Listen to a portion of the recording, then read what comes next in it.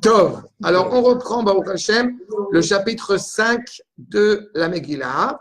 Et je voudrais juste insister sur un point fondamental, puisque j'ai évoqué il y a 2 secondes les élections. Je voudrais évoquer un point fondamental, qui est que quand j'ai évoqué l'idée que Mordechai empresse Esther d'aller voir Achashverosh, il faut bien être clair par rapport à ça. La Géoula, la délivrance du peuple juif, n'est jamais remis en cause.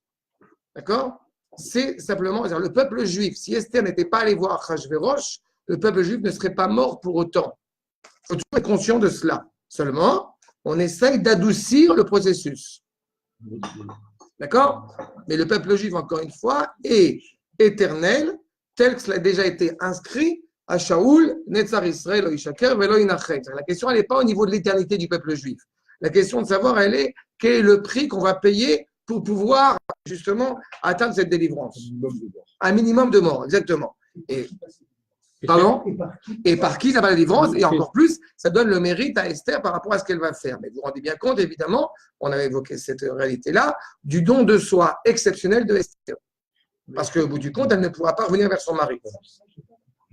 Je n'ai pas compris, parce qu'on dit que ce n'est pas Esther qui a été chère. Oui, ils ont dit comme ça. C'est pas elle, elle était pure. Alors, il y a... selon... Bon, il y a plusieurs choses. Je n'ai pas vu de Midrashim qui vont dans ce sens-là, mais au niveau du Pshat, ce que Mordechai, au niveau du sens obvi du verset, quand Mordechai dit à Esther que la veau, elle, Achashverosh, que ce soit le Maharal, le Rambam, Rabbi Shlomo Alevi Alkabetz et le Midrash Rabbah aussi, sont très clairs par rapport à ça. Il y a justement une bia. C'est-à-dire que l'objectif, c'est que tu ailles prendre une intimité avec Achashverosh. Et non seulement c'est quelque chose qui est très problématique, mais parce que, encore une fois, si elle avait été prise de force par Achashverosh, alors elle aurait pu revenir vers son mari. Mais en y allant volontairement, eh bien, quelque part, elle est perdue. Avadeti, avadeti. Et c'est en cela, justement, où elle est totalement a priori, enfin, a priori, c'est pas qu'a priori, j'ajoute ce que j'avais déjà évoqué, c'est que les Chachamim dans le traité de Megillah rappellent que Ben Arnevet, pourquoi est-il appelé Xerxès ou Darius II, fils du lapin? Parce qu'il est pur par sa mère et impur par son père. Donc, non seulement, effectivement, eh bien, elle va avoir une intimité avec Achashverosh, mais qu'en plus de ça, c'est ce fils de Esther et de Achashverosh qui va, au bout du compte, donner la permission au peuple de continuer le deuxième Beth Amikdash, la construction du deuxième Beth Amikdash. D'accord? C'est ça l'implication. Il ne faut pas oublier que Achashverosh, il va 2 ans après, quasiment 2 ans après la Megillah, il y a un putsch et il se fait assassiner. Il est toujours dans la tension qui arrive. D'accord? Mais en tous les cas, c'est dans ce contexte-là qu'ils vont, j'avais expliqué ça la dernière fois, le dernier verset de chapitre 4, Veya'avor Mordechai, c'est-à-dire qu'au bout du compte, Mordechai va transgresser, Veya'avor, c'est transgresser au bout du compte les lois et la halakha, puisqu'ils vont jeûner même le jour de Pessah. C'est-à-dire qu'au bout du compte, le soir du Seder, ils vont jeûner.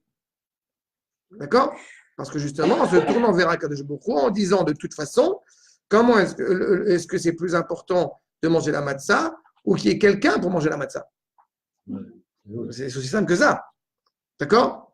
Et donc, on arrive au bout du compte au 3e jour.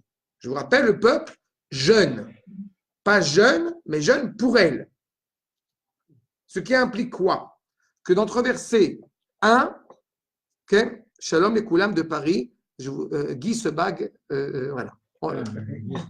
Message en direct. Bonjour Guy. Vaï, Beyom Hashelishi, Vatilbash Esther Malchut, Veta'amod Bachatzer, Beit HaMelech Apenimit, Nochach Beit HaMelech, והמלך יושב על כיסא מלכותו, בבית המלכות, נוכח פתח הבית. טוב. Premier verset, כן, chapitre 5, on avait dit. Premier verset, Vahi Beyom Hashelishi. D'abord, il faut comprendre, ça dit que tu es au 5e chapitre. Non, est-ce que tu es au 5e chapitre de la Megillah? Pose-toi les bonnes questions au 3e chapitre. Ah, pardon. Oui, mais il n'est pas au 5e. Arshal, le 3e jour De quel troisième jour s'agit-il? Troisième jour du jeûne. Ça veut dire qu'au bout du compte, elle va rentrer dans ce jour-là vers le roi, bien qu'il ne l'ait pas appelé. Je tiens à mettre en avant l'idée que, je me rappelle, c'est après le Kinous Kol HaYehudi, l'union de tout le peuple. Ce n'est pas Esther qui rentre dans le palais, c'est tout le peuple juif qui rentre. C'est pas? Quelque part, il rentre avec elle. Il est totalement impliqué dans ce qu'elle va faire. Maintenant, donc c'est un vrai drame qui est en train de se mettre en place. Elle peut, ici, à ce moment-là, elle peut risquer la mort. Elle peut se faire tuer à tout moment. Tout le monde rentre chez le... Non. Non, l'idée que j'ai en train d'évoquer, c'est que le peuple qui jeûne, elle ne rentre pas le deuxième jour du jeûne, elle rentre le troisième jour du jeûne. C'est-à-dire qu'au bout du compte, elle rentre à un moment où, quelque part, c'est propice qui veut permettre au peuple d'être sauvé. Il n'y a jamais un drame pour des tzadikim de plus de 3 jours. Ça a été le cas pour Abraham, au bout de 3 jours. Ça a été le cas pour Yona, dans le ventre du poisson. C'est 3 jours. D'accord? Donc, il y a 3 jours de choses absolument dramatiques.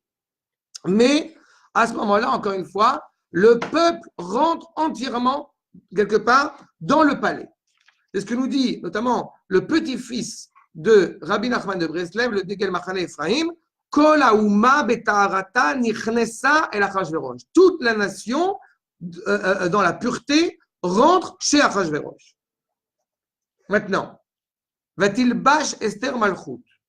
Pourquoi il n'y a pas écrit va-t-il bâche Esther Bigdei Malchut, Bigdei Melucha? On aurait dû dire elle porte des vêtements royaux. Non, elle porte la royauté. Pourquoi? Parce que Esther, d'abord, eh bien, va nous dire le Maharal, vous avez 2 types de gens. Vous avez ceux qui, au bout du compte, n'ont aucun sang royal, j'ai envie de dire, mais ils portent le vêtement. Ils ont l'enveloppe qui est autour. Mais Esther, justement, elle est reine. Elle est totalement reine. Elle a ce rôle de dirigeante, de prendre sur soi la responsabilité du peuple, avant même d'avoir les vêtements royaux. Le sens un peu plus profond que vous enseignez nos Chachamim, c'est que Tilbash Malchut, c'est la première des sphirotes. Okay? C'est-à-dire qu'au bout du compte, elle est animée par le souffle, si je puis dire, par le souffle d'expression de sainteté, Roi HaKodesh. Elle rentre à ce moment-là, elle est totalement animée pour se présenter devant le roi. J'y arrive tout de suite. Maintenant, le fait est, c'est qu'effectivement, donc elle rentre dans cet esprit-là, dans le palais. Comme je dis, Malchut, c'est le premier des attributs parmi les 10 sphirotes que l'on trouve devant Akadosh Baruch Hu. Veta Amod. Pourquoi se tient-elle? Elle se tient d'abord, vous avez remarqué qu'on dit Ta'amod, et regarde, pas qu'une seule fois, on le redira après, dans le verset suivant, Omedet. Elle se tient debout. Elle se tient debout devant le roi. Elle se tient debout devant Akadosh Baruch Hu. Elle se tient debout devant Achashverosh. Achashverosh qui, pour l'instant, ne la voit pas. Mais Ta'amod, c'est un futur inversé. Ici, mais Ta'amod, elle se tint. Oh, oui. Mais le fait est, c'est qu'elle se tient. Il y a plusieurs raisons à cela. La première raison, c'est que d'abord, eh bien, elle est d'un côté animée par ce souffle de sainteté, et pourtant elle s'arrête. Pourtant elle s'arrête. Si elle est à un mode, elle s'arrête. Elle s'arrête de marcher. Pourquoi elle s'arrête de marcher?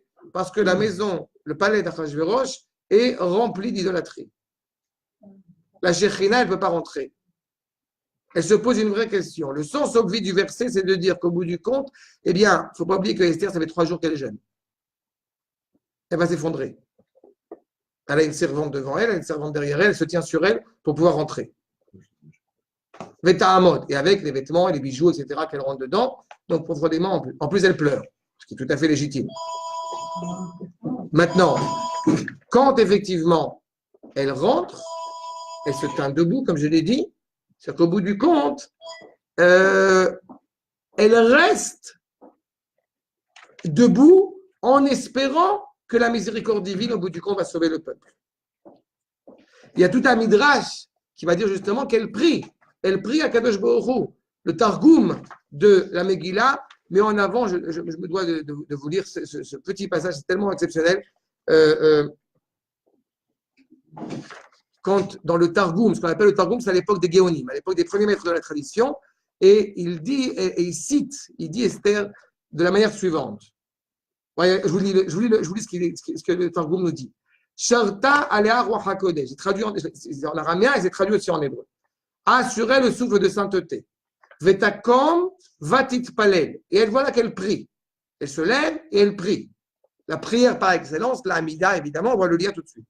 Bechatzer bet hamelech penimit abdouya keneged beit hamelech asher berushalem. Elle se tient dans ce palais, tournée vers l'intérieur, beit apnimi, l'intériorité, qui est en face du Beit Hamikdash. Et le roi, Hamelech, nous savons, on avait appris que le roi, quand on dit le roi dans la Megillah, c'est Akadosh Baruch Hu. Donc il y a toujours cette ambivalence-là. Le roi, lui, Haya Yoshem al Kiseh Malchuto be Beit HaMalchut. Il est sur sa chaise divine, sa chaise royale, sur son trône. Et elle regarde à l'entrée de la maison, Patra Esther Vechen Amra, Ribon Olamim. Elle commence sa prière. Dieu, Al Titeni Beyad Ha'arel Hazeh. Fais en sorte que je ne sois pas prise, emprisonnée par cet incirconcis. Velota Aseratson Aman Arasha Bi. Et fais en sorte que Aman ne puisse faire exprimer sa volonté par moi. Que Moshenesa Bouchati, comme cela était, j'ai déjà honte, chez Nathan Etzal Amelech, Metziva la Rogue, Mipenei, Shayarotze il a Sio et Bito. Comme ça a déjà été suffisamment honteux que Aman, eh bien, il a opéré une manipulation politique pour pouvoir marier sa fille à Achashverosh. Et elle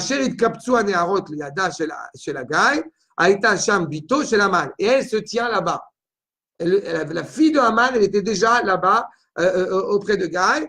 Et au bout du compte, elle ne fait que sans les dire un maximum. En plus, le Midrash dit qu'elles sont mauvaises. Il y a tout un ensemble de détails. Pour tout ça, mettre en évidence que je demande que la vertu de miséricorde, au bout du compte, soit évoquée pour que je puisse me tourner vers Achashverosh et accéder à la demande au sauvetage d'Israël. D'accord? Donc elle se tient, elle avance. À chaque moment qu'elle avance, il s'avère que le Midrash nous raconte qu'il y a des gardes à chaque stade. Et au bout du compte, les premiers gardes la voient passer, eh bien, ils ne l'arrêtent pas. Les deuxièmes gardes, ce n'est pas moi qui suis responsable, c'est ceux qui étaient avant qui sont responsables. Donc il y a toute une réalité comme ça. Et puis certains gardes qui vont dire, au bout du compte, tant mieux, elle va mourir, comme ça on va récupérer ses vêtements et son argent. C'est dans cette ambiance-là qu'elle rentre dans le palais. Nochach Beit HaMelech. Vous voyez toujours l'ambivalence. D'un côté, elle est présente en face du roi. Nochach. C'est quoi Nochach? C'est je suis présent en face de la maison du roi. La manière qu'on dit Baruch Ata Hashem. Il y a une présence qui est évoquée ici. Donc cette ambivalence à la fois qu'elle s'apprête à rencontrer Achashverosh, mais qu'elle invoque la miséricorde d'Akadosh Baruch Hu, la miséricorde du roi. Ve'hamelech Yoshev al Kiseh Malchuto. Bebeit HaMalchut, Nochach Petach HaBait. Le roi ne la voit absolument pas. Comment je sais qu'il ne la voit absolument pas? Verset suivant. Vaï Kirot Hamelech et Esther. Pourquoi il écrit Kirot Hamelech? On aurait dû dire Birot Hamelech. C'est qu'au bout du compte, quand le roi voit Esther, mais il est écrit Kirot, c'est-à-dire qu'au bout du compte, comme s'il voyait la reine Esther. Il ne la voit pas. Et c'est Esther Amalka. Encore une fois, on voit la dimension royale qui est inhérente à Esther. Et de nouveau, elle se tient debout. Bechatzer. Elle se trouve dans la cour. Et le Midrash va dire, au bout du compte, c'est quoi? Nasa chen. En général, c'est osé chen. On a vu pendant le reste de la Megillah, c'est osé chen, noten chen. Là, c'est nosé chen. C'est qu'au bout du compte, c'est quoi la 7? C'est s'élever. Le Midrash va dire que le cou de Achashverosh, il s'est élevé pour qu'il puisse la voir. C'est-à-dire qu'au bout du compte, tu crois, Achashverosh, que c'est grâce à toi que le peuple juif a été sauvé? Non. C'est grâce à Akadosh Baruch Hu que le peuple a été sauvé. Qu'on ne laisse pas une seule seconde penser que Achashverosh a un mérite quel qu'il soit. Mais Noset Chen, c'est-à-dire qu'au bout du compte, Akadosh Baruch Hu a fait en sorte que malgré ces 3 jours, malgré l'état difficile dans lequel elle se trouve, eh bien, elle a trouvé grâce aux yeux d'Achashverosh. Et la surprise d'Achashverosh, encore une fois, il se dit, comment est-ce que c'est possible alors que Vashti, quand j'ai demandé de venir, elle n'est pas venue? Et Esther, elle vient auprès de moi, alors je lui ai rien demandé. Donc elle a pris un risque énorme. Il ne faut jamais oublier que Achashverosh est ce qu'on appelle un Melech Afarpar. Il est un peu malade mental, quoi. C'est très dangereux de discuter avec un type pareil. Il est sous, il arrive aux choses absolument les plus dramatiques possibles. Il est capable de tout faire sous prétexte qu'il est sous ou qu'il est là. En tout cas, elle arrive auprès de lui et Veyoshet Amelech Esther et Asharvit Azav Asher Beyado. Pourquoi Beyado? D'abord, ce Charvit. Charvit, on sait très bien, c'est le bâton royal, c'est le sceptre. Donc, il y a cette expression évidemment royale qui est évoquée. Zahav, parce que la luminosité au bout du compte de l'or est aveuglante aux yeux d'Achashverosh. Il est conscient de quelque chose de grand qui est en train d'arriver devant lui. Il n'est pas conscient de ce que c'est. Par contre, Asher Beyado, bah oui, évidemment, c'est Beyado, dans sa main. Oui, mais justement, en disant Asher Beyado, on met en évidence l'idée que Achashverosh doit sentir qu'il est le roi.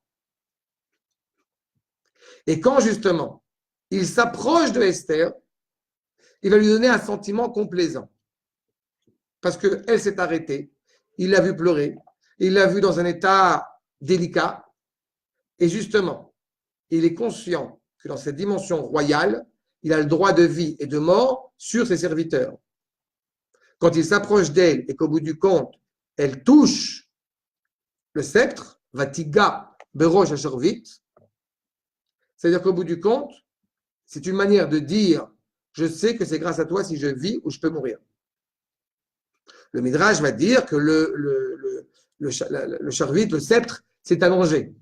Et je ne veux pas rentrer là-dedans parce qu'on va avoir plein de Midrashim qui sont très intéressants. Le Maharal les développe, la taille du sceptre et tout ça, mais je ne vais pas m'étendre là-dessus. Et ce qui est important, c'est que vous voyez, encore une fois, le contexte dans lequel cela s'annonce. Si Esther, qui a jugé bon de venir voir Achashverosh et donc de risquer sa vie pour aller voir Achashverosh, c'est qu'il y a un problème. C'est qu'il y a quelque chose qui lui manquait terriblement, qu'il a fallu, encore une fois, qui justifierait le fait qu'elle se rapproche de Achashverosh.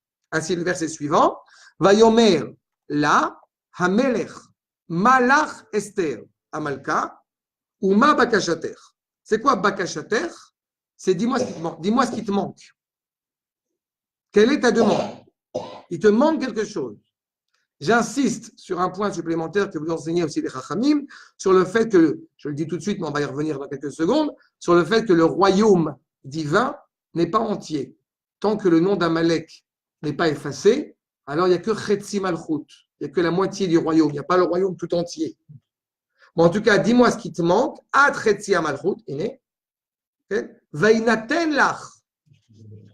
Mais c'est intéressant qu'il n'y a pas écrit Va eten lach. C'est Vainaten lach, c'est un passif. Il te sera donné. Ça veut dire qu'encore une fois, il y a un roi, qui est conscient du pouvoir qu'il a, et il y a un roi qui doit avoir le sentiment qu'il a le pouvoir, bien qu'il ne l'a pas vraiment. Le premier sens de la Tretsia Malchut, c'est parce qu'il ne peut pas donner plus. L'autre moitié du royaume, elle a déjà été donnée par la manipulation politique de Haman. Donc, je peux te donner juste jusqu'à la moitié. Parce que l'autre est déjà plus à moi. Un autre sens, c'est que j'ai quand même besoin de sentir, ce qu'on appelle le Maharal notamment, j'ai besoin de sentir que je suis le roi. Si je te donne plus que la moitié, je ne serai plus maître à bord. Donc, je vais te donner ce que je peux te donner. Juste dis-moi. Donc, dis-moi ce qui te manque et dis-moi ce que je peux t'ajouter là-dessus. Un autre point supplémentaire, c'est que la bakasha est quelque chose de simple à opérer. Voilà, dis-moi ce que tu veux, je te donne. Alors que, au bout du compte, la she'ela, ce qui va apparaître un petit peu plus tard, eh bien, elle implique une dimension supplémentaire et beaucoup plus complexe. Il faut bien comprendre que ce qui va intéresser Esther, ce n'est pas seulement le fait de régler le problème, je dirais, nécoudati, ponctuel. Ça, ce serait une bakasha. Ce qu'elle veut gérer, c'est le problème beaucoup plus grave. S'il suffisait de tuer Haman pour régler le problème, ce serait très bien. Non, ce qu'elle veut profondément, ce que Achashverosh ne va pas lui donner, c'est le Beth Amikdash. Mais ça, il ne peut pas lui donner pour l'instant, parce qu'encore une fois, il est aussi conscient que si la royauté d'Israël revit, c'est la fin du royaume de Perse. Pourquoi? Parce que le royaume de Perse s'inscrit dans les 4 royaumes. Donc, si la royauté d'Israël revit, cela implique que les 4 royaumes qui sont annoncés, au bout du compte, ne peuvent plus avoir le droit de présence. D'accord? C'est ce qui inquiète les Iraniens aujourd'hui. Aussi. Oui, on est dans j'avais évoqué que le Maharal, dans l'État Israël rappelle que la force d'Ishmaël, quand elle veut s'inscrire comme un pouvoir politique, ça passe par la Perse. On est au XVIe siècle, et bien avant. Archa. Va-t-on Esther. Im alamelech tov, yavo hamelech, ve'aman hayom. Donc, si cela convient au roi, eh bien, faire en sorte que le roi et Aman viennent aujourd'hui. Elle a michté, Asher asiti lo au michté, que j'ai fait pour lui. J'ai fait exprès de parler en français comme ça parce que vous avez remarqué évidemment l'erreur de syntaxe. Je fais un repas pour lui et Aman. Je demande à Aman et au roi de venir pour le repas que j'ai fait pour lui. Il y a deux possibilités qui vont s'inscrire ici. D'abord, je fais ce repas aujourd'hui. Avant même toute chose, j'ai oublié de dire ça parce que c'est évident, on le voit, c'est dans les vieux. Yavo ha meler ve'aman ayom. Vous avez évidemment en préfixe, Yudke Vavke, le nom d'Akadosh Baruch Hu. D'accord? Après, évidemment, le nom de Dieu n'apparaît pas dans la Megillah. Et le fait c'est que donc, Esther dit, Achashverosh lui a dit, dis-moi quelle est ta demande. Elle lui a pas dit, va-t-il Esther, va-t-omer. Elle dit gentiment, mais elle dit. Elle n'est pas dans la demande. C'est-à-dire que d'un côté, elle sait pertinemment qu'elle risque sa vie. De l'autre côté, eh bien, elle sait évoquer sa demande pleinement, sans faillir. Et cette demande, qui pour elle, pour l'instant, est la bakasha, c'est pas autre chose que ça. Elle aurait pu lui dire, sauve le peuple. Non. Mordechai lui a dit, empresse-toi d'aller voir Achashverosh. Elle comprend aussi qu'il y a encore une fois une démarche politique qu'il faut opérer. C'est dangereux pour elle et pour le peuple. Maintenant, en lui disant, tu vas venir, s'il te plaît, au repas, toi et Aman. Pourquoi Aman? C'est une question qu'on va essayer de comprendre. Pourquoi est-ce qu'elle a invité Aman au repas? On va voir. Pourquoi inviter Aman aujourd'hui, sans plus attendre? Ce repas-là, le premier repas qu'elle va prendre, qu'elle ne va pas manger, eh bien, au bout du compte, on est encore dans le jour du Seder. Tu viens aujourd'hui, toi et Aman, au repas que j'ai fait pour lui, sous-entendu, pour Achashverosh. Quelques versets plus loin, le deuxième repas, il n'aura pas écrit pour lui, il aura écrit pour eux. Alors, on peut penser, j'ai envie de dire, deux possibilités. Ou alors, et c'est ce que va dire justement Manot Halevi, le Rabbi Shlomo Halevi Al-Kabetz, où effectivement, elle fait ce repas pour mettre en évidence que c'est toi le plus important et que Aman est subalterne, il est moins important que toi. Et dans ce cas-là, effectivement, Achashverosh, c'est ce qu'il va comprendre, que le verset suivant, Achashverosh va dire Vayomer Amelech Maharu et Aman, la Asot et Dvar Esther, empressez-vous, on va y revenir, empressez-vous de faire la parole d'Esther et pas faites ce que moi j'ai dit en tant que roi. Pourquoi? Parce que, encore une fois, il n'a pas envie de faire, il aurait préféré faire un repas tout simplement avec sa femme. Mais comme c'est la volonté d'Esther, donc il est prêt à faire ça, à accomplir la volonté d'Esther d'inviter aussi Aman, plutôt que n'importe quel autre ministre, à ce repas. C'est-à-dire qu'au bout du compte, il y aurait effectivement une disposition, une prédisposition positive, si je puis dire, à l'égard de la demande d'Esther. Il a tellement de respect pour Esther, encore une fois, ce respect, je répète, il est insufflé par la volonté d'Akadosh Baruch Hu. Ce n'est pas qu'a priori, il a du respect. Mais il y a une deuxième possibilité qui est contradictoire, mais qui est aussi fondamentale, qui est, ça commence à germer la jalousie que Achashverosh va avoir à l'égard de Haman. Il va se poser des questions. Exactement. Pourquoi lui? Exactement. Pourquoi Exactement. Mais il y a une demande, et puis surtout, il y a une demande que Esther a formulée qui ne pourrait pas exclure Haman. Aux yeux d'Achashverosh, qui veut être le roi et le mettre à bord, il a compris qu'il est en train de se passer quelque chose qui est très dangereux.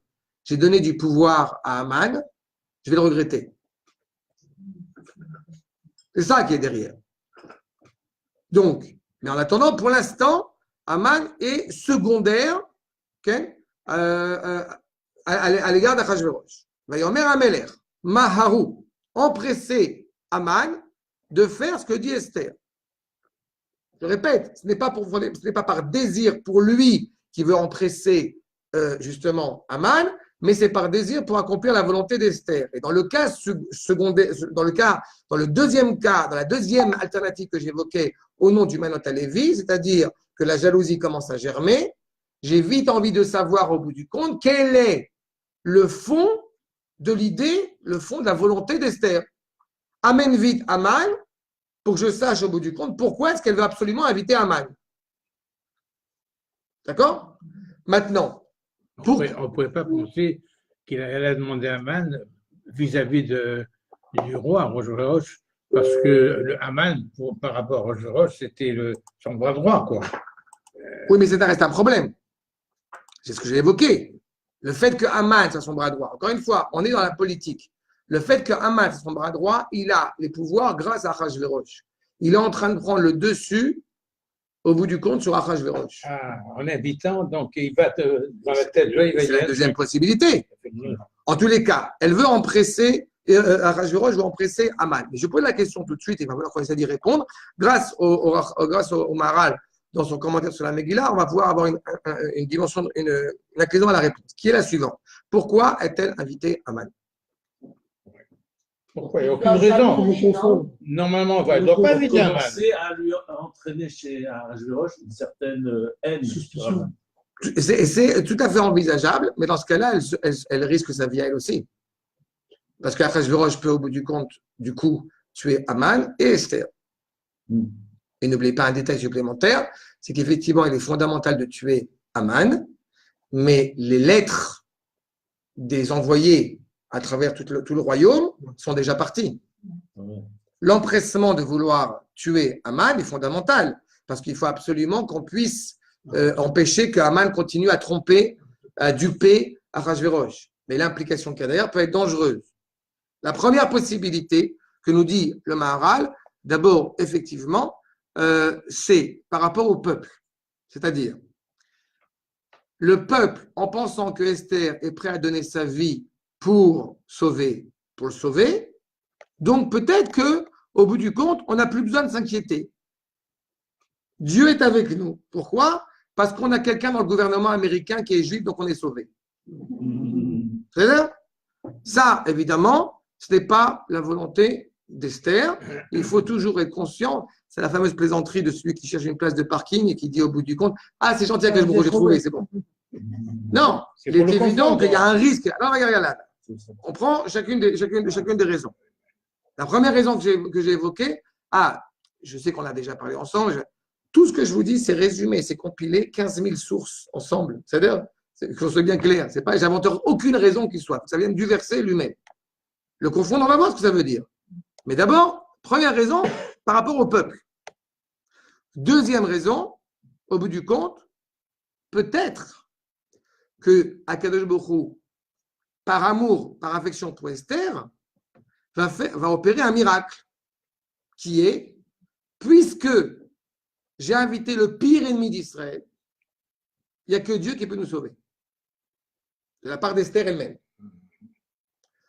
Troisième évocation, pour que, au bout du compte, on sache exactement où il est au moment où il va falloir mourir, lui et elle. C'est-à-dire que si effectivement, pendant le repas, Esther dit que Haman est un ennemi, alors peut-être qu'il va vite arriver à s'enfuir. Là, il est tout près, il est à côté. Ça y est, on l'a sous la main. Ça implique aussi qu'elle-même peut mourir. Mais ça, j'avais évoqué la semaine dernière, que Mordechai lui dit, ça n'a pas à t'inquiéter de ça. Maxion, toi et tes copines, tu meurs, mais le peuple est sauvé. Je rappelle, Esther, elle donne sa vie pour ça. Le quatrième point, c'est par rapport à Haman. C'est-à-dire, il y a un verset dans Michelet qui dit Lifnei Shever Gaon. C'est-à-dire qu'au bout du compte, donne le sentiment. Vous avez dit confondre, et on est en plein là-dedans, mais je n'aurais pas dit confondre. Donne le sentiment à Haman qu'il arrivait au niveau le plus supérieur qu'il croit être arrivé. Il tombera d'autant plus haut. Lifnei Shever Gaon. Avant de tomber totalement, laisse-lui croire. Caresse-le dans le sens du poil. Laisse-le croire qu'il a tout réussi. Maintenant, Ken. Et il y a ce point supplémentaire sur lequel j'insiste, c'est qu'effectivement, tant que la parole d'Esther n'a pas été prononcée, n'a pas été justement agi, eh bien, ça veut dire qu'au bout du compte, le processus est en danger. Le salut du peuple juif est en danger. Donc, il faut régler toute cette réalité-là. En cela, elle va inviter Aman. Achashverosh empresse, comme je l'ai dit, d'aller chercher Aman pour faire cette parole d'Esther. Maintenant, et j'insiste encore une fois, c'est Esther. Vous avez remarqué la deuxième fois, dans ce verset 5, c'est Esther. Ce n'est pas Esther Amalka. Pourquoi? Parce que dans cette évocation que j'évoquais sur le fait que Achashverosh est en train de germer en lui cette jalousie, eh bien, du coup, il cesse de nommer Esther Amalka. Elle est plus reine parce qu'il semble qu'elle fait un acte qui va être, au bout du compte, peut être profondément désagréable. On retrouve l'idée de Vashti à ses yeux. D'accord? Sinon, il aurait dit Esther Amalka, comme il a dit depuis le début. D'accord? Pardon? Il se sent en danger. Il se sent en danger. D'accord? Maintenant, Veyavo Hamelech Ve'aman et la Mishté. Là, encore une fois, un singulier. C'est pas? C'est-à-dire qu'au bout du compte, la jalousie d'Achashverosh continue à germer. Il y a Veyavo Hamelech Ve'aman. Vient le roi et Aman. On n'a plus, je te rappelle que c'est pour toi, roi, que je fais le repas, mais aussi pour Aman, en deuxième position. Là, ils viennent tous les deux comme un seul homme. Elle a michté. Asherasta Esther. Il n'y a plus Asherasta Esther Bishvilo. C'est Asherasta Esther. Elle a fait un repas, elle a fait un michté. Au bout du compte, elle a mis ça en place pour une seule raison, progressivement amener, au bout du compte, Achashverosh à accéder à sa demande. Mais on ne sait pas encore sa demande. Pour l'instant, au jeu d'Achashverosh, la seule demande, c'est juste que vous mangez ensemble. Question supplémentaire, pourquoi un repas? Pourquoi autour d'un repas? Faire un débat, je ne sais pas, n'importe quoi? Non. Parce qu'au bout du compte, ce repas n'est pas un simple repas. L'essentiel du repas, c'est le vin. Le premier sens, évidemment, qui est évoqué ici, c'est que tout ce repas, d'un point de vue purement biologique, un tel roi, eh bien, il aura beaucoup plus de facilité à accéder aux demandes de tout le monde quand il a bien mangé, quand il a bien bu. Donc, on fait un repas de vin. Un repas où, justement, il y a cette dimension-là. Ensuite, d'un point de vue hébraïque, tu fais rentrer du vin sur le sod. C'est-à-dire que, au bout du compte, la vérité va être révélée grâce à ce repas. Tu vas savoir réellement qui est Aman et qui est Achashverosh. Exactement. Martin, il y a une autre histoire. Il ne faut quand même pas oublier qu'à la fin de la Megillah, Aman s'est jeté sur Esther. On aura le temps d'en reparler. Mais Aman s'est jeté sur Esther. Achashverosh, il est sur la terrasse, il revient, il voit sa femme, au bout du compte, ça. Donc, c'est en train de se révéler. Ma la terre va inaten lach. Dis-moi ce que, encore une fois, on n'est plus en Bakasha. Dis-moi ce que tu as besoin, je te donne. Sauf le Beth Amikdash. D'accord? Parce que le Beth Amikdash, au bout du compte, ça fait partie des trésors de Achashverosh. Alors, il a fait ce repas au début de la Megillah, essentiellement pour, comment dirais-je, consacrer une grande festivité à la fin, à la mort du peuple juif. D'accord? Je vous rappelle, il avait mis les vêtements du Kohen Gadol, avec cette seule option de célébrer les funérailles du peuple juif. Donc, si tu me demandes le Beth Amikdash, je ne pourrais pas te le donner. Mais à part ça, dis-moi ce que tu veux. Voma bakacheter, atretzi amalchut vetaas. Esther répond, va ton mère, shelati ou bakashati. Elle n'a pas d'autre demande qu'au bout du compte d'organiser un premier repas, puis un deuxième avec Achashverosh et avec Aman. N'est-ce pas? C'est l'essentiel de sa demande. Et encore une fois, donc, il y a un premier repas ici, Mishteyain, Oui. j'ai fait, on va y arriver. Veim al amelech tov, la tête et shelati, et la sot et bakashati. Si il plaît au roi, parce qu'encore une fois, on est dans la démarche, dans la stratégie. Ce qui doit sortir de ce dialogue-là, c'est l'intérêt du roi. Ce qui intéresse le roi, c'est lui-même. Donc, il faut qu'encore une fois, ça apparaisse à ses yeux comme quelque chose de positif, comme quelque chose qui est bénéfique à ses yeux.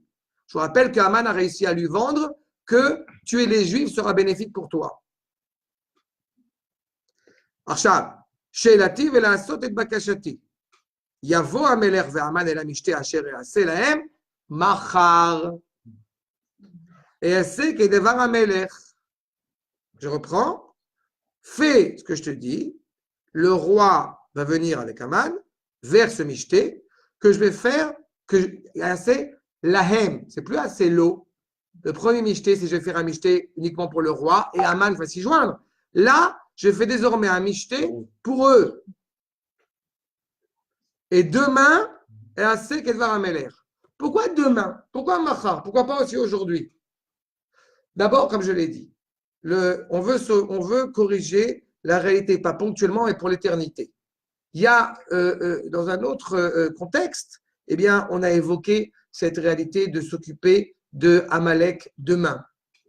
Moshe Rabbeinu, quand il est en face d'Amalek et qu'effectivement il prépoit Yoshua, il y a une unité militaire, il monte sur le Rosh Hagiva, il monte sur la plaine avec les mains tendues vers le haut, justement qu'on est avec Akadosh Baruch Hu. Et quand est-ce que le combat se mène? Demain. Quelque chose qui se mène demain, ça implique une réflexion, ça implique une stratégie. L'objectif ici est mené finement rondement, j'en ai dit parce qu'on sait encore une fois la difficulté que cela implique, pour arriver justement à gommer totalement Amalek.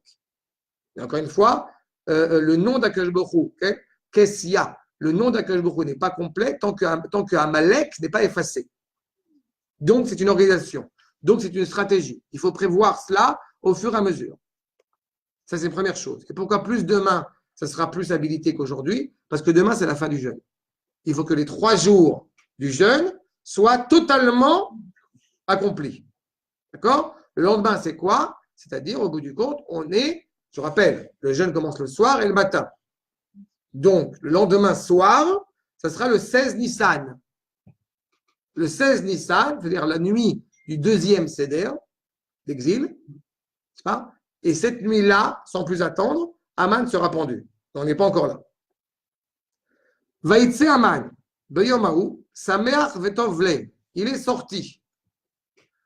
On marquera encore une fois, à chaque fois qu'on a Vaïtse, on sait que quand un tzaddik est quelque part, quand il s'en va, ça diffuse un peu moins de lumière sur l'endroit où il est. Et bien là, justement, on nous dit que Aman est sorti heureux et réjoui. Sa mère Tovlev. Bon, Tovlev, on va se calmer, mais c'est ce qui est écrit. Et bizarrement, le verset commence comme ça. Vechirot Aman, de nouveau, comme s'il avait vu Mordechai, peut-être qu'il y était, peut-être qu'il n'y était pas. En tout cas, on a l'impression qu'il y était, a priori. Vechirot Aman et Mordechai beshar hamelech, velo kam, velo zam imenu, veimale Aman al Mordechai, chema. Je m'explique. Mordechai, Aman est profondément réjoui. Il est invité à un repas. Il est arrivé au niveau le plus élevé où il pouvait arriver. On va le prouver tout à l'heure. Et voilà que quand il sort du palais, donc a priori c'est du palais, il voit Mordechai. L'idée même de voir Mordechai, ce n'est pas seulement de voir Mordechai physiquement. L'idée même de voir Mordechai lui est, encore une fois, intolérable.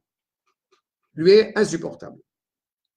Il y a 2 traditions. Il y a le Targum et il y a 2 Chachamim. Qu'est-ce que fait Mordechai à ce moment-là? Tout au long de la Megillah, à chaque fois que Aman passait, Mordechai, lo ichra, lo ishtachave. C'est un futur, c'est qu'au bout du compte, il se levait volontairement devant lui. S'il était assis, il se levait. S'il était debout, il s'asseyait. Il y a une volonté, comme on dit, d'Afka, un bon juif. D'accord? Tribu de Benjamin, je ne me prosterne pas devant Mais là, il y a un point supplémentaire que va dire le Targum, c'est qu'à chaque fois, c'est qu'au moment où Aman voit Mordechai, Mordechai lève le pied. Oui. D'accord? Il lève le pied avec effectivement le nom de Aman écrit dessus sur la sandale, sur la semelle, pour lui rappeler que tu es mon esclave. Tu as beau arriver au niveau le plus élevé possible, tu restes mon esclave. Cependant, il y a une compréhension du verset qui est encore plus dramatique que ça, quand il dit effectivement que vélo kam, vélo za mimenu. Vous pouvez ne pas avoir peur d'une réalité, mais physiquement, c'est très difficile d'avoir cette cohérence. C'est-à-dire, dans notre tête, on peut être confronté. Un soldat, il est convaincu qu'il a raison quand il va se battre. Malgré tout, s'il se retrouve en plein Ramallah, ce n'est pas forcément évident. Bon. Eh bien, Mordechai, à ce moment-là, ni mentalement, ni physiquement, il ne bouge. Aman n'existe pas. Ce qui est le plus dramatique pour un type qui a fait tout pour essayer d'arriver à être le numéro 1, d'avoir quelqu'un qui est totalement indifférent à son égard. Il est aussi grand que lui d'abord, donc il n'a aucune raison de se prosterner, il n'a aucune raison d'avoir du respect outre mesure pour lui. Mais de toute façon, ça énerve Aman, parce que son objectif n'est pas d'être riche, il est riche. Son objectif n'est pas seulement d'être respecté, il est respecté. Son objectif, c'est qu'il n'y a pas une seule personne dans son royaume, encore une fois, qui puisse ne pas le voir comme étant un Dieu vivant. L'orgueil, quand tu nous tiens jusqu'au bout. Et donc, il se remplit de colère, mais il n'a aucune raison légitime de le tuer à ce moment-là, ou de le faire arrêter, ou de rien du tout. Puisqu'encore une fois, il a tout à fait la liberté, Mordechai, d'être qui il est. La légitimité d'être qui il est. Mais ça l'énerve. Il était président du tribunal. Il était Bagatz, juge suprême. Oui. Et donc, autant il a profondément avancé, autant, encore une fois, il est voilà, mais il n'empêche que, eh bien, il ne peut pas du tout être encore respecté aux yeux de Mordechai.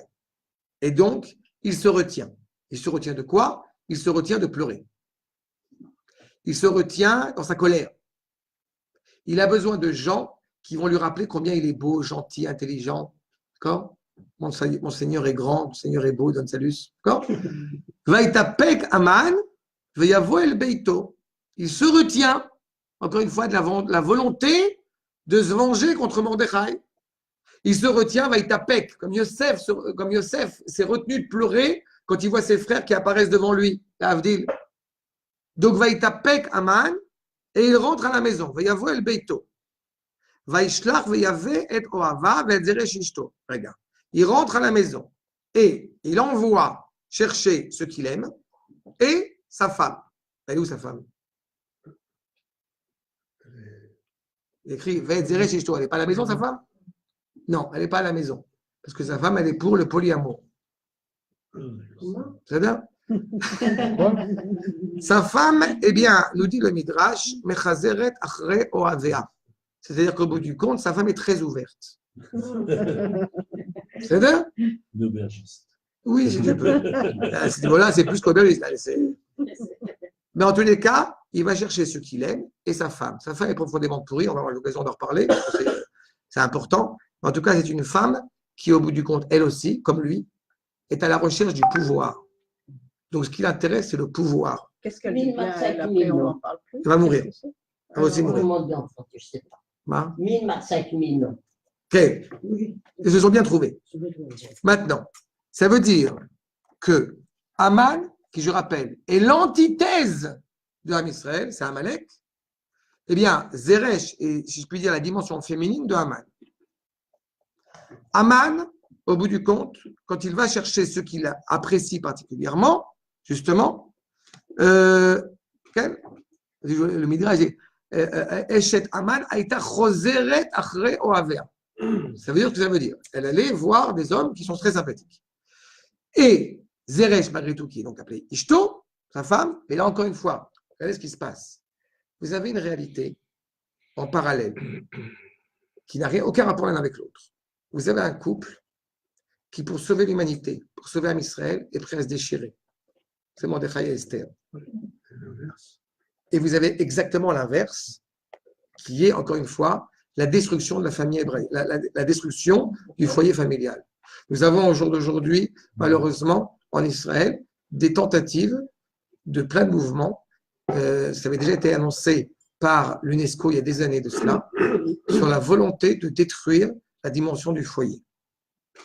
C'est-à-dire, la dimension du foyer est fondamentale aux yeux du monde occidental parce que ça enlève toute la valeur essentielle de ce qu'est un foyer. En hébreu, vous avez une réalité de ce qu'on appelle Mishpara Chadorit. Cette expression-là n'a absolument aucun sens en hébreu. Ce n'est Chadorit, c'est monoparental. On n'est pas une dimension monoparentale. On est une famille, au bout du compte, détruite. Ça n'existe pas une famille monoparentale. Il y a des drames qui existent, Mais ce n'est pas une famille monoparentale. Une famille. Exactement. Vous avez d'autres types de familles. Quand j'ai dû inscrire, quand ma femme elle a fait les papiers pour inscrire ma fille en Kita Aleph cette année, pour l'année prochaine, il y a écrit quel type de famille êtes-vous. Et vous choisissez deux garçons, deux femmes, un homme, une femme, etc. D'accord? Et ils essaient de rentrer ça progressivement dans la conscience israélienne. Il y a des émissions pour enfants qui sont faites où ils rappellent qu'une famille, au bout du compte, ce qui est le plus important, ce qui constitue la famille, c'est l'amour. Donc, tout est légitime tant qu'il y a de l'amour. D'accord? Exactement. Zeresh, c'est exactement ça. Il n'y a plus de valeur au foyer. Et c'est exactement ça. En exil, on a été confronté à ce problème-là, que ce soit en Perse ou que ce soit en Grèce, on a été confronté justement à cette dimension-là. La famille n'est pas une station de passage. La famille est, au bout du compte, Ishto, Altikra Ishto et la Beito, la femme, justement le foyer, c'est ce qui est le point, la pierre philosophale du foyer. C'est l'armature du foyer. Donc, Ishu Beito. Donc, si effectivement on arrive à détruire la famille, on arrivera à détruire Israël. C'est ça que ça implique. Là, on a exactement l'inverse. J'aurais presque envie de dire, c'est détruire la famille, l'ishma, l'Shem Yichud. C'est détruire la famille, pour la détruire. D'accord? Parce que ce qui importe, c'est ma carrière. Ce qui importe, c'est moi, ma personne. Aman, en face de cela, demande à ceux qui l'aiment justement de venir lui rappeler combien il est beau, combien il est grand, combien il est riche, combien il a du respect. Il pense l'avoir. Va il s'appelle lahem. Aman, c'est lui qui le raconte.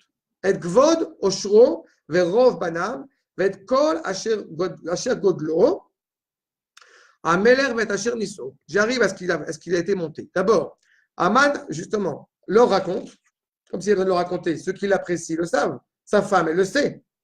Non, il leur raconte. Pourquoi? Pour leur raconter. Il n'y a rien de plus dramatique que celui qui passe son temps à raconter ce qu'il a fait. Et combien il est riche, et combien il est beau, et combien il est gentil, etc. Mais qu'est-ce qu'il raconte? Kavod, Osher, Rovbana et Godlo.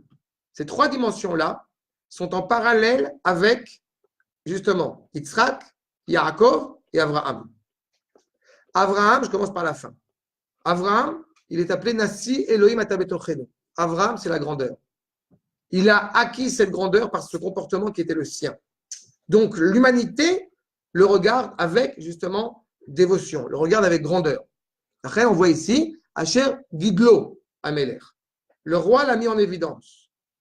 Tous les royaumes, à travers les siècles, nous disons traditionnellement que c'est une bonté, un acte de bonté de la part d'Akadosh Baruch Hu qui l'a nommé à la tête d'un État. Que fait un dirigeant à la tête d'un État? Eh bien, il développe son orgueil. D'accord? C'est le cas dans tous les royaumes, quels qu'ils soient. Je me mets en avant, comme on avait vu avec Achashverosh, la haroto est oshro. Je veux montrer. Il ne comprend pas qu'au bout du compte, quand Akadosh Baruch Hu te permet de diriger un pays, c'est pour essayer justement de le corriger, de le réparer moralement, de faire avancer ce pays vers un idéal. Vous allez me dire, oui, mais Israël, c'est vrai. Quand malheureusement des rois ont été déconnectés de Torah, déconnectés justement de valeurs morales, et c'est pour ça que le roi, dans la tradition juive, a deux sifrei Torah, un à la maison, un sur son bras, pour toujours être conscient, encore une fois, du rôle qui est le sien. Donc la grandeur au bout du compte du roi, elle implique une responsabilité.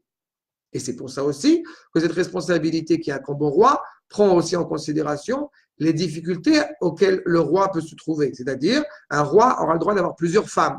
Pourquoi? Parce qu'on sait pertinemment qu'il a un tel niveau justement de grandeur qu'il faut pouvoir, entre guillemets, manœuvrer, orienter cet orgueil vers quelque chose de positif.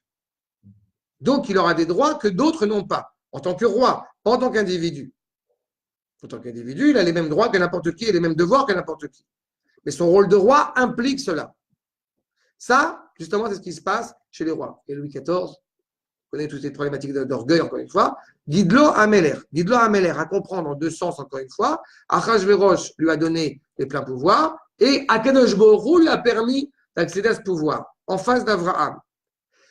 Ensuite, j'ai évoqué Yitzhak, c'est-à-dire Kavod.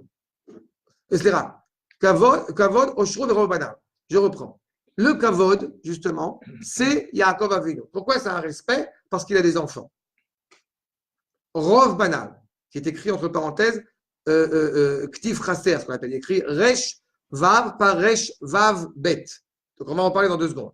Et d'abord, le kavod, c'est le fait d'avoir des enfants. Vous savez pertinemment que dans la région, surtout dans laquelle nous nous trouvons, eh bien, les Arabes notamment, quand on appelle, je ne l'appelle pas comme ça, mais Mahmoud Abbas est appelé dans beaucoup d'endroits Abou Mazen.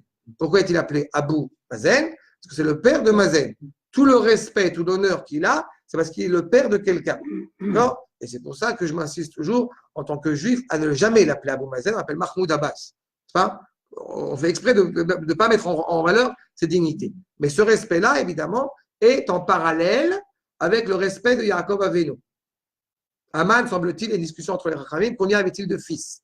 Semble-t-il, il avait 30 fils. Ah bon, il n'avait pas que 10. Alors, il y avait 30 fils, il y en a qui en avait 500, en tous les cas, il semblerait qu'il y en a 30. On va y arriver. Peut-être c'était des enfants d'autres. Regarde. D'abord, pourquoi 30? On va en parler dans 2 secondes. Mais le fait est, c'est qu'effectivement, il a ce kavod qu'il a pris, qu'il a tiré, encore une fois. Mais vous avez remarqué, on l'a dit tout à l'heure, ce n'est pas un kavod qui est relié au foyer familial, c'est un kavod qui est lié au kavod. Je n'ai pas des enfants pour, au bout du compte, forger un projet qui soit moral, qui soit juste. Non, des enfants pour que je puisse avoir, moi, les honneurs. Ensuite, vous avez Oshro, celui qui est considéré immensément riche, c'est Yitzhak Avinu. Donc, c'est le rapport aussi à Yitzhak. À quoi a-t-il, qu'a-t-il fait avec cette richesse, Yitzhak Avinu? Il a replanté les puits que tout le monde, au bout du compte, essayait de boucher. Ça veut dire qu'encore une fois, dans cette même dimension chez Yitzhak Avinu, de vouloir, les tifs, de vouloir faire du bien à autrui, autour de lui. D'accord? Je vous rappelle pour la parenthèse que vous avez Yitzhak, où il y a 7 puits qui avaient été plantés par Abraham et qui sont replantés par Yitzhak, alors qu'en parallèle, eh bien, vous avez à Haran, eh bien, un seul puits qui avait été, je vous rappelle, qui avait été planté là-bas et qui a été bouché, alors qu'on avait Nahor qui était immensément riche, le frère d'Abraham. Vous voyez encore une fois, ce qui importe et ce qui est profondément important, ce qui est profondément notable, ce n'est pas tellement le fait que la personne soit riche ou pauvre, c'est qu'est-ce qu'elle fait avec cet argent. Yitzhak passe son temps à œuvrer pour améliorer la situation de son prochain. Ici, la seule évocation de sa richesse, c'est justement, encore une fois, pour les honneurs. Ce qui me permettrait, mais je n'ai pas vu de source là-dessus, quand effectivement il raconte à tous ces gens qui sont autour de lui sa richesse, pourquoi a-t-il besoin de le raconter à sa femme? Il serait tout à fait envisageable, et encore une fois je dis ça sans source à l'appui, donc ça vaut ce que ça vaut, mais dans la logique du verset, si je viens de raconter à ma femme combien je suis riche, ça veut dire qu'au bout du compte, elle ne le sait pas, ou elle ne le vit pas, ou elle ne le voit pas. Donc c'est vraiment dans le côté égoïste de Haman, à quoi sert cette richesse. Enfin, Rov Banav, j'ai évoqué justement l'idée qu'il y a effectivement 30 fils. Pourquoi? Parce qu'il y a le ribouille. S'il y a écrit que justement il avait Bno, on aurait compris que c'était un fils.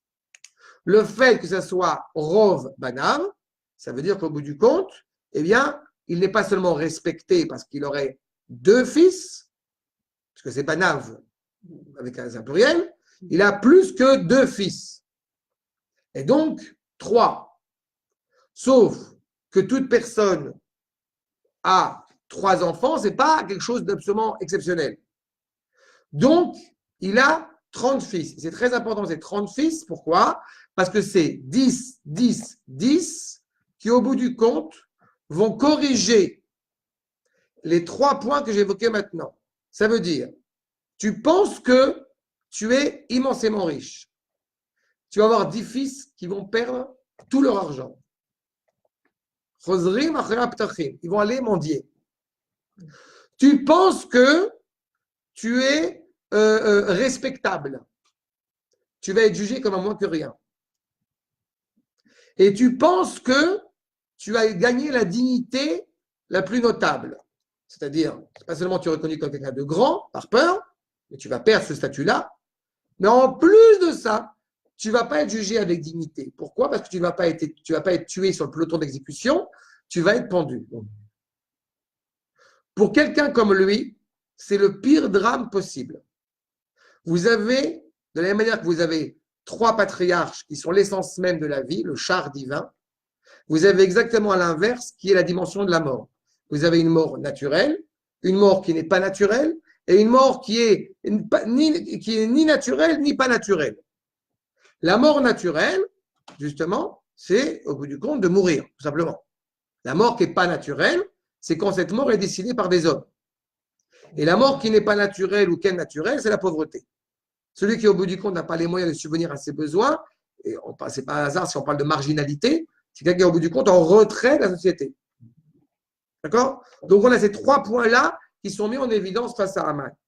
Je voudrais vous citer par la même occasion, encore une fois dans le Targum, ça c'est toujours exceptionnel de le citer, quand Aman va être jugé et que Achashverosh va dire à Mordechai, fais ce que tu veux avec lui. Je voudrais juste vous citer le début, sans évoquer après les arbres qui vont se battre l'un avec l'autre pour avoir le privilège de pouvoir pendre justement Aman, mais juste le début où vous avez Aman qui est en train de geindre, si je puis dire. Yatsa, Mordechai milifna Amelech, Mordechai il sort de devant le roi, Vaikar et Aman, mi Shar bet Amelech. Il sort par la grande porte avec Aman.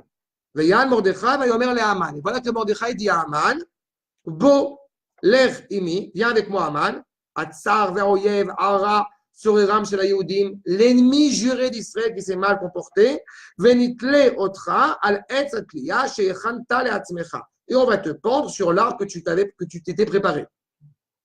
Et voilà ce que répond Aman. C'est là-dessus que je vais mettre l'accent. Veyan Aman vayomer les Mordechai atzadik lifnei sheya'aleu al etz atliya, avant d'être pendu sur l'arbre. Bevakasha mimcha Mordechai atzadik. Al titlenik moshe tolim anashim idiotim. Ne me pends pas comme on pend des gens de moindre importance. Giborei olam lo hayu chashuvim be'enai. Les grands héros n'étaient pas importants à mes yeux. Sarei Medinot, les ministres des pays, hayu meshu'abadim lefanai, m'étaient esclaves. Ichradeti melachim, j'ai fait peur à des rois. Bemotse pi, j'ouvrais la bouche, tout le monde avait peur de moi. Au Bédibour Sfatai, Hivalti Medinot. Juste j'ouvrais la bouche, les États avaient peur de moi. Vani Aman Mishne la Melech Ayashmi. J'étais le deuxième du roi. Vaiti Nikra Av Amelech. J'étais appelé le père de la royauté. J'ai peur de toi. Chez l'Ota Sebi, ça j'adore cette phrase. J'ai peur que tu ne fasses pas de moi ce que j'avais prévu de faire pour toi.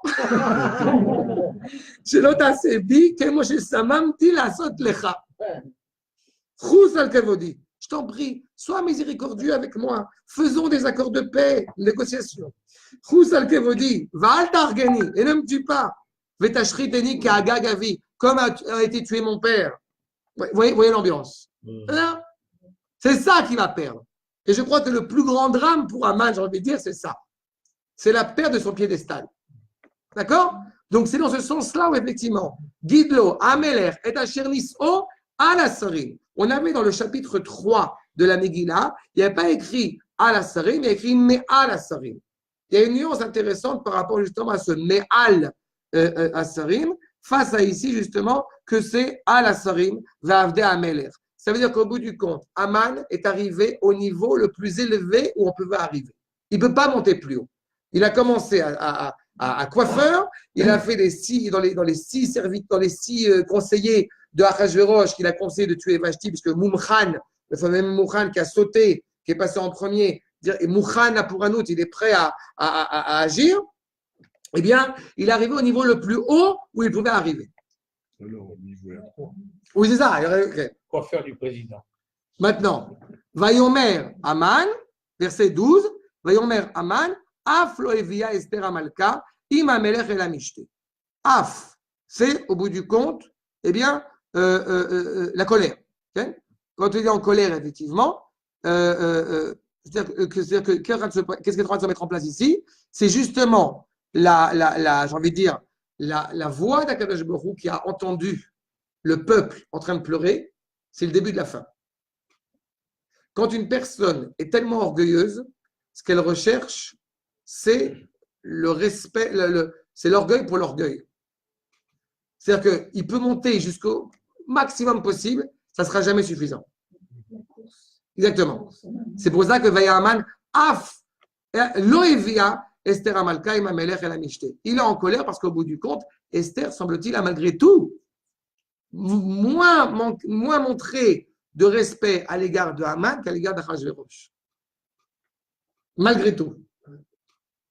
Ima Melech El Amishte, Asher Asta, Kim Oti. Il est extrêmement orgueilleux. Il raconte qu'au bout du compte, Esther n'a invité personne à part moi, mais d'un autre côté, il laisse entendre qu'effectivement, malgré tout, Achashverosh est invité. En premier. À la rigueur, il aurait été logique qu'il soit invité lui. Les Gam les Machar. Parce qu'il y a écrit le mot af. Ken. Af, c'est la colère. Pardon, af. Exactement. Malgré qu'il soit encore une fois au-dessus de tout le monde. D'accord? Vous en avez, il y a 4 personnes, on rapporte dans le Midrash Rabbah, vous avez 4 personnes, entre guillemets, qui ont évoqué, qui ont commencé leur phrase par Af, et qui sont tous morts. C'est-à-dire, vous avez le Nachash, dans Sefer Bereshit, vous avez le ministre, le boulanger, en prison là-bas. Panetier. Le panetier, le maître panetier. Vous avez Korach, pareil, et on a Haman ici. Les 4, ils vont être justement bouffés. Ils vont mourir. C'est déjà évoqué dedans. C'est déjà inscrit dans cette réalité-là. Tout cela, encore une fois, parce qu'ils n'ont pas su décrypter la réalité comme il fallait. Anikaroula, juste le verset, Anikaroula imameler. Il n'a pas dit Anikarou lo. Je ne suis pas appelé par lui, je suis appelé par elle avec le roi. C'est-à-dire que Achashverosh a laissé croire à Haman, par le biais de Esther, que Haman pouvait venir aussi au repas. Et c'était le seul ministre qui venait et personne d'autre. Ça, c'est compris Achashverosh. Qu'est-ce qu'a compris Haman? C'est que le repas est fait pour lui et aussi pour le roi. Lui d'abord. C'est pour On a Anikaroula. ça qu'il voulait tellement s'élever que sa tête, c'est aussi. Et c'était, bien sûr. Maintenant, mais il nous dit malgré tout, vous voyez, on est passé d'une réalité où il était profondément réjoui parce qu'il atteint un summum, malgré tout, il se rend compte que Mordechai étant vivant, de toute façon, c'est un problème, et il ne sait pas quoi faire. Il faut qu'il trouve une solution pour rester joyeux, malgré la haine de Mordechai. Son orgueil, encore une fois, il est rassuré, puisque ce sont il n'y a pas écrit que ceux qu'il a fait appeler, ce sont ses conseillers. Non, ce sont ceux qui l'aiment. Qu'est-ce que j'appelle ceux qui l'aiment à ses yeux à lui, au Havav? C'est au bout du compte ceux qui lui disent « Mon Seigneur est grand ». C'est toi le plus beau, c'est toi le plus grand. C'est ça. Et pour lui, c'est ça les vrais amis. C'est ceux qui vont lui dire combien il est votre plumage. On voit d'ici, C'est fan. on le voit d'ici Haman sur son cheval. Oui, mais il n'a plus de cheval déjà. D'accord? Maintenant, c'est dans ce contexte-là que ça s'inscrit. Et il nous dit clairement, tout cela, encore une fois, ne vaut rien. Becholet, je reprends le verset 13. Vekolze, einenu shaveli, bechol et asherani roet Mordechai Yehudi yoshev beshar hamelech. Première chose, tout cela, c'est quoi? Einenu shaveli, va nous dire le Malbim, shelo yuchal leashvot agedola azot neged abuz shemesig min Mordechai. Quand on dit chavé, c'est-à-dire qu'au bout du compte, je serai toujours une comparaison de Mordechai. Donc, ça ne vaut pas le coup. Bechol et, en tout temps. Mais ce n'est pas en tout temps. D'abord, parce que Mordechai et Haman, ils ne sont pas tout le temps l'un à côté de l'autre. Mais dans sa tête, quand j'ai dit dans l'orgueil qui aveugle, c'est l'obsession. Le et, ce n'est pas Zman. Et, c'est Itouille. À chaque instant, à chaque moment, il a Mordechai dans sa tête. C'est le seul qui le respecte. Exactement. Exactement. Il doit prendre sa place. Et non seulement il ne le respecte pas, je reprends ce que dit le Malbim, c'est Bouze. Non seulement il ne le respecte pas, mais il le méprise. Comme j'ai insisté là-dessus, ce n'est pas l'eau ishtachavé parce qu'il ne s'est pas prosterné. Non. À chaque fois que j'expliquais, notamment à ma fille, quand elle était plus jeune, quand je disais c'est quoi effectivement l'eau ichav et l'eau ishtachavé, la petite fille de 6 ans, que je disais Aman, et elle venait avec son petit ventre sympathique, elle se lève. Non seulement, encore une fois, il ne s'est pas prosterné, mais il s'est levé. C'est qu'il pouvait être à l'autre bout de la pièce, il y a Aman qui arrive, il arrive pour se mettre devant lui. Provocation. Évidemment, c'est un provocateur, c'est un extrémiste, c'est un fanatique. Mais il n'avait pas le pouvoir, Aman. Tu connais ce genre de personnes? Oui, mais mais les Chachamim, ils étaient contre Aman, contre Mordechai. Tu veux pas que les Shtachabot, eh ben, mets-toi dans un coin. Qu'est-ce que tu as en côté de lui? J'ai entendu qu'il y a même des rabbins qui disent à Shabbat que tout parti d'extrême droite est considéré comme étant un parti nazi. J'ai même entendu qu'il y a des rabbins qui parlent comme ça. C'est qui les vrais Chachamim? Mordechai, c'était Rosh Sanhedrin, selon le Bavli. Je sais. Bien fait. Donc, on a malheureusement des gens qui ont une belle kippa, sympathique, une barbe, parfois ils n'ont pas de barbe non plus, et ils disent, excusez-moi l'expression, ils disent des conneries.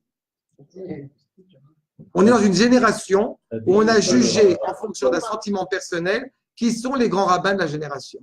Eh bien, c'est rétroactivement, c'est le temps qui va décider au bout du compte si tel chacham est un grand chacham ou non.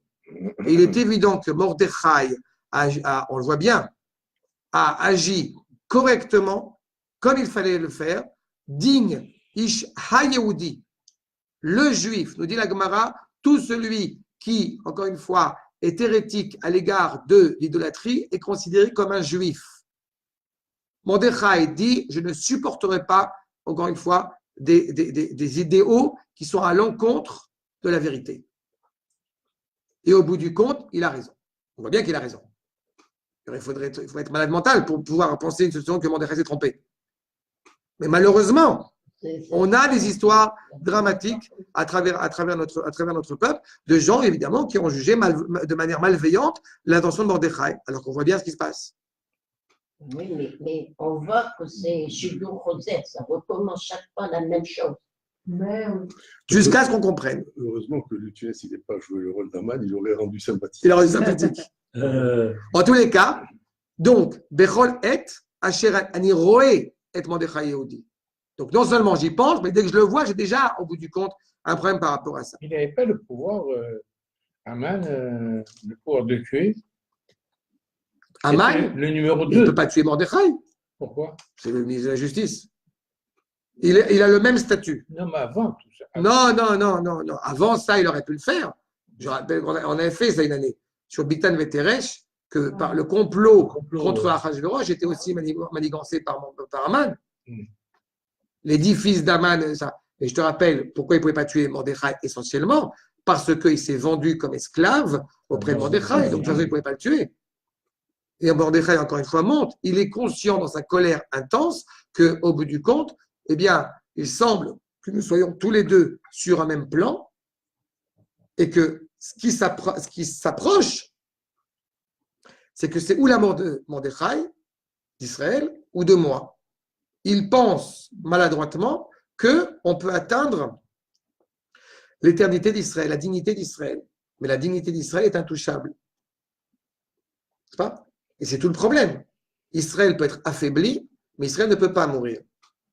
Et quand je dis ne peut pas, c'est vraiment ne peut pas. Et Aman en est conscient de cela.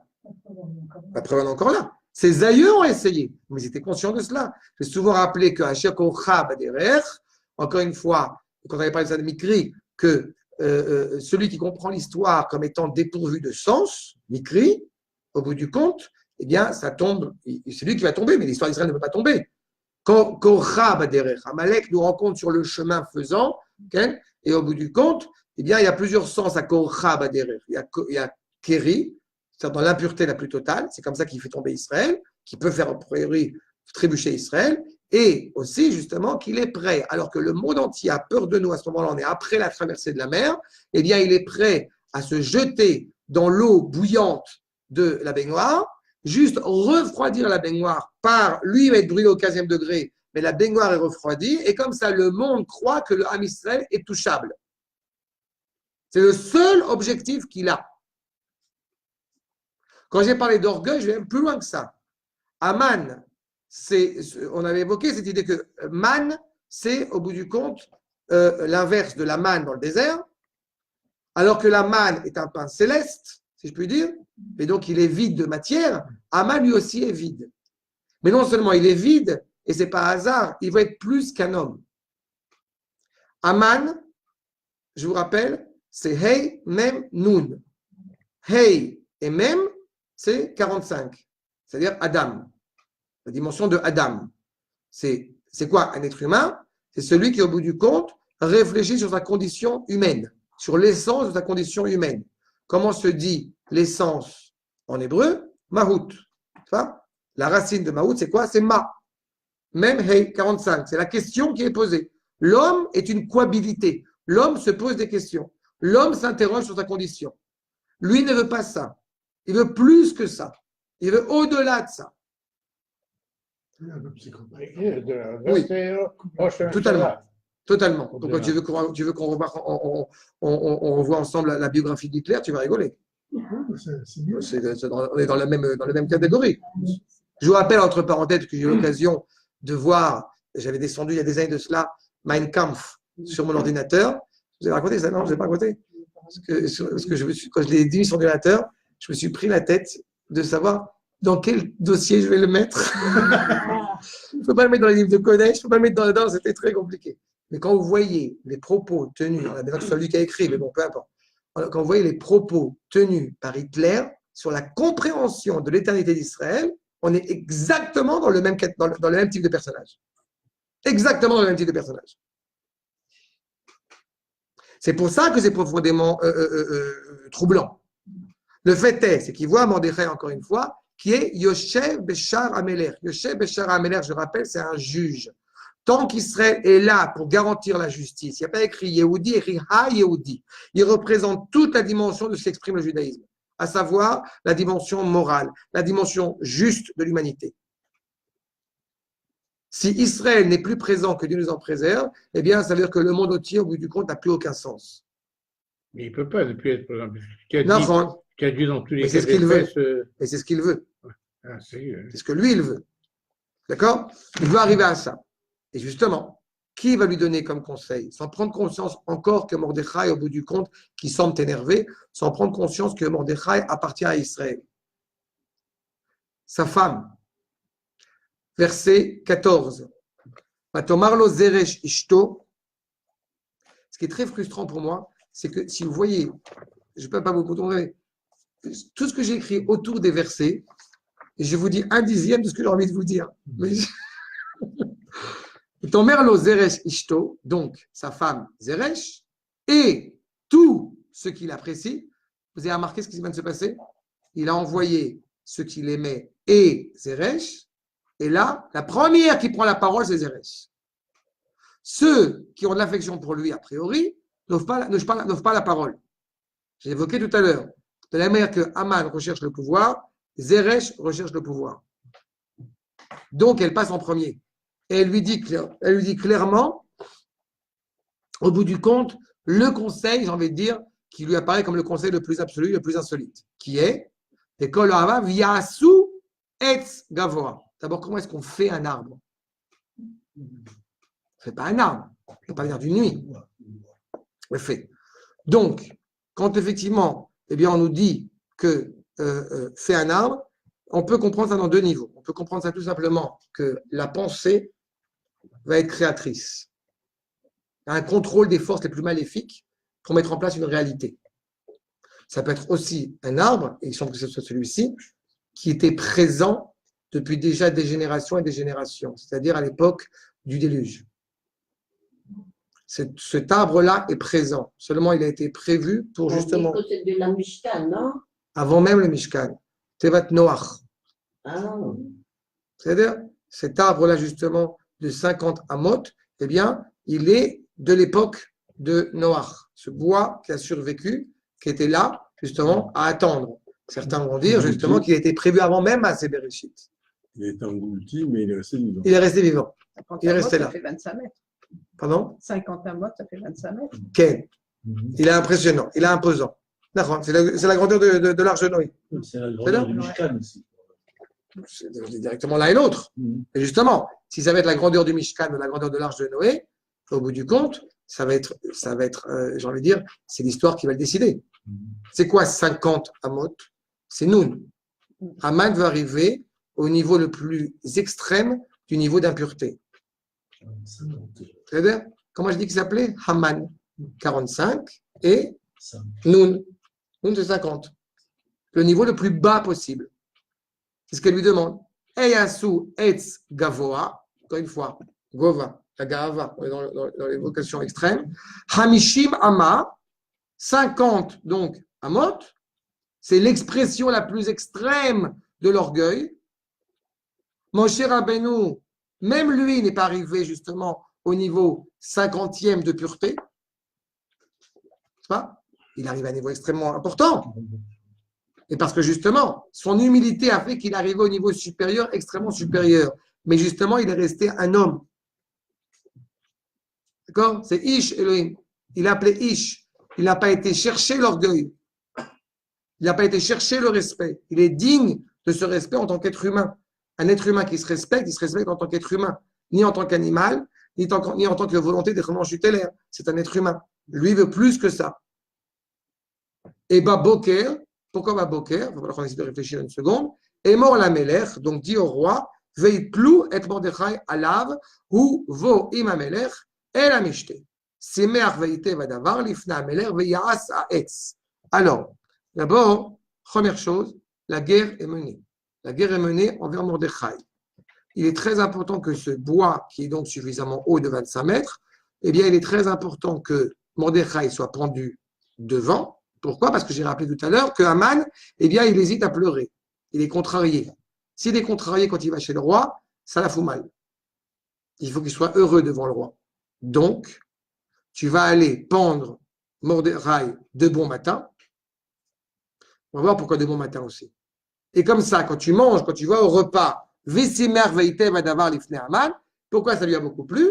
Parce que comme ça, quand il prend le repas, ou bo imamelech et la mishte, quand il prend le repas avec Achashverosh et Esther, voyant Haman, voyant Mordechai qui est pendu, j'ai bien ce lapsus, qui est pendu devant lui, eh bien, il va être de bonne humeur. Il va être content. Sa mère va être Madava. Et ça plaît à Haman. D'accord? Pourquoi va Boker? Zérès n'a pas encore compris ce qu'elle est en train de lui dire. Le matin, on fait la lecture du schéma. L'âme Israël, surtout à ce moment-là, il est dans la reconnaissance de l'unité de la Kadosh Baruch Hu. Toucher Am Israël le soir, je presque envie de dire, c'est plus facile que le matin. Pourquoi? Parce que le soir, eh bien, c'est la galoute, la dimension de l'exil. Le matin, on dit, après la lecture du schéma, Emet Veyatziv, il y a une stabilité.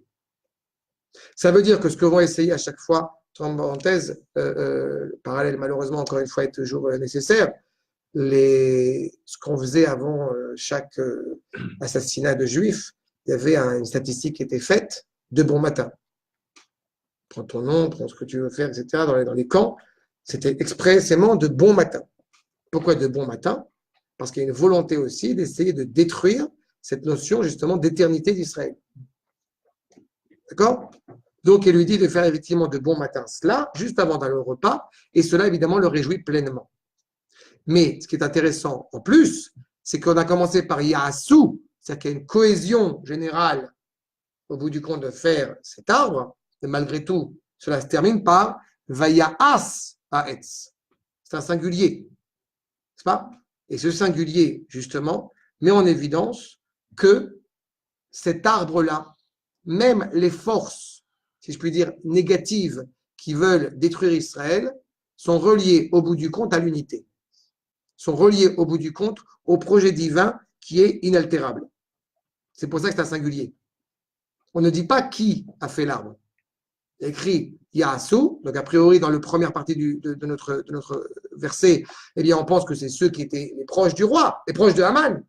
Mais ça se termine par au bout du compte, le dernier verset, Vayas Haetz. On arrive progressivement à la fin du 3e jour de jeûne. Le peuple juif a prié, le peuple juif a crié. Haman a voulu faire un arbre qui va détruire Israël avec ses comparses, enfin sous l'impulsion, l'inspiration de Zeresh. Eh bien, c'est au bout du compte à Akadosh Baruch Hu qu'il faut s'en occuper. Le verset suivant qu'on commencera la semaine prochaine, Bezrat Hashem, la nuit de Achashverosh est mouvementée. Pourquoi est-ce qu'il a une insomnie? Parce que Akadosh Baruch Hu se réveille. Le Shnat HaMelech, le roi se réveille. Pourquoi le roi se réveille? Parce que Am Israël s'est réveillé. Le peuple s'était endormi Il est en train de se réveiller.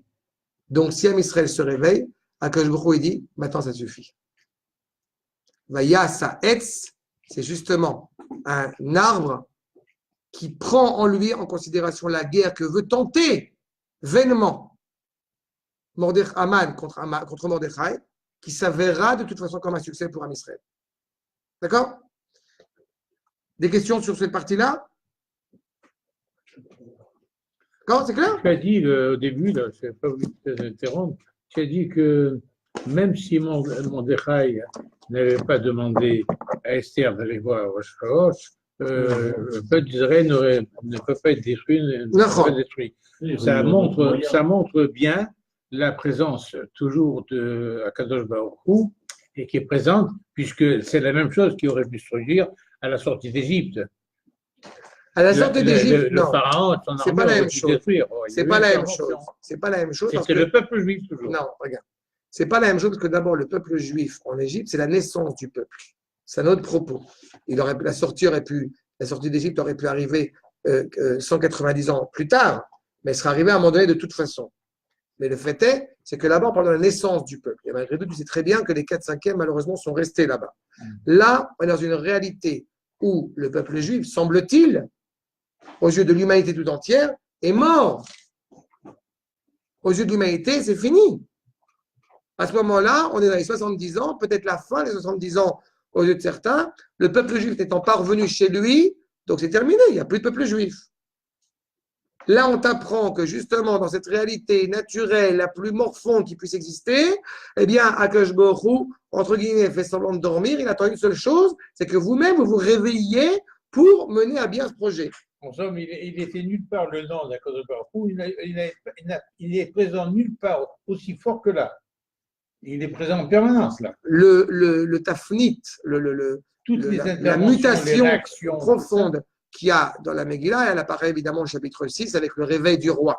Sous-entendu, le réveil d'Akadosh Baruch Hu. Mais ça, je l'avais évoqué sur le nom d'Akadosh Baruch Hu dans la Megillah. J'ai envie de dire, la Megillah, elle transpire du nom d'Akadosh Baruch Hu. Oui, oui. Il n'est pas écrit en toutes lettres, mais on l'a vu aujourd'hui qui a voix Amelech Ve'aman Ayom, c'est le nom d'Akadosh Baruch Hu, il est déjà là-bas. C'est lui Akadosh Baruch Hu est pleinement présent. C'est lui qui fait parler Mais tout ça est un processus qui est caché. Encore une fois, le jour de Purim, eh bien, on révèle ce qui est caché. Les galotes et Anistar, Megillat Esther. Ça, c'est par rapport à ça.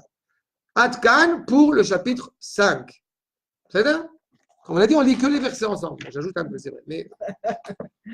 Arshal. Et pour ceux qui sont avec moi, je reprends dans une seconde. Tac, ça c'est fini.